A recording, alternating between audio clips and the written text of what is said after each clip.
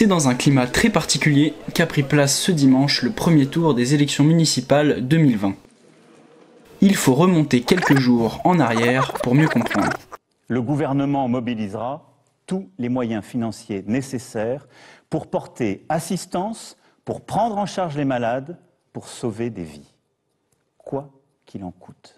Fermeture des établissements scolaires, interdiction de rassemblement de plus de 100 personnes, puis fermeture des lieux recevant du public non indispensable à la vie du pays. Une pandémie fait rage, celle du Covid-19, connue sous le nom du coronavirus. Et pourtant, côté municipal, le gouvernement reste ferme, les élections sont maintenues. Mais attention, les mesures de sécurité sont solides et l'on risque plus d'attraper le virus en achetant son pain qu'en allant voter. Nous rencontrons à Laon Marie-Claire Panabière, maire sortante qui nous explique ces mesures donnant au bureau de vote des allures de scène de crime. Les gens ne doivent pas se toucher, donc on a des limites de sécurité, on a du gel en entrant, du gel en sortant.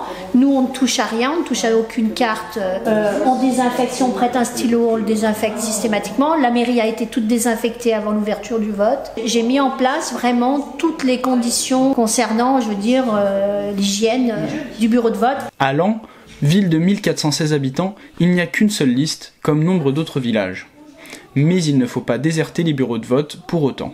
Il faut qu'on ait ces 25% de vote exprimé, c'est-à-dire que tout ce qui est nul ne compte pas, donc il faut qu'on ait 25% au moins pour que la liste passe au premier tour. Avec une participation record de 35,71%, près de 2 fois moins qu'en 2014, la liste passera tout de même le premier tour à Laon. Midi, première estimation de participation dans le département. Les chiffres sont bas, mais pas affolants. 20,97% dans l'Ain contre 25,92% en 2014.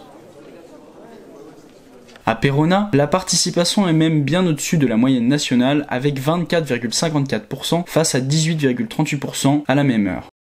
Seulement 2 listes s'affrontent et la ville n'aura en principe pas non plus de second tour. Ici, comme dans tout le pays, les règles sont les mêmes et la population semble collaborative, comme nous l'explique le maire sortant, Christian Chanel. Je pense que les gens ont bien pris conscience et suivent bien les consignes qui ont été données par le gouvernement. C'est vrai que d'habitude les gens viennent nous serrer la main. Aujourd'hui, il n'y a pas de souci et les gens gardent leur distance, suivent les consignes de sortir pas au même endroit qu'on est rentré. Les gens suivent bien, je pense que les consignes ont bien été données, c'est pour ça que ça se passe bien. Certains électeurs mettent cependant en doute la valeur des résultats si l'abstention demeure trop forte. Disons que tout dépend du taux d'abstention. Si c'est vraiment fort, ça veut dire que c'est un peu, disons, faussé, c'est sûr, on peut dire ça comme ça. 17h, la seconde estimation tombe et vient confirmer ses doutes. L'écart est terrible, la participation est faible, très faible. 40,87% contre 51% en 2014. Les chiffres ne vont pas en s'arrangeant jusqu'à 19h où les premiers dépouillements commencent à avoir lieu. Encore une fois, différentes mesures ont été mises en place. Michel Fontaine, président de Bourg-en-Bresse Agglomération, nous explique la situation. Les équipes ont été constituées, comme vous le voyez derrière nous, par groupe de 5, comme habituellement, avec nettoyage des mains, des stylos après chaque opération, avec une séparation des personnes. On a fait respecter le 1 mètre. La journée s'est passée relativement bien et maintenant le dépouillement aussi. On a senti durant cette journée de vote une population, je qualifierais plutôt d'angoissée et un climat qui est quand même lourd au niveau de nos bureaux de vote. 21h, les résultats tombent un par un. Pour beaucoup, la problématique du second tour n'aura pas lieu.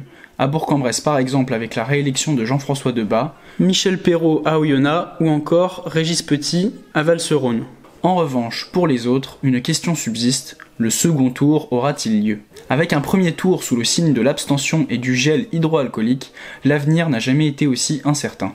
Et ce n'est pas Jean-François Debat qui nous dira le contraire lors de son discours de victoire en comité fermé dans une salle des fêtes de Bourg-en-Bresse qui n'a jamais été aussi vide. Alors, nous repartirons dans quelques instants avec ce double sentiment au cœur, cette joie d'avoir gagné. Et ce sentiment que dans les jours qui viennent, nous allons devoir vivre différemment.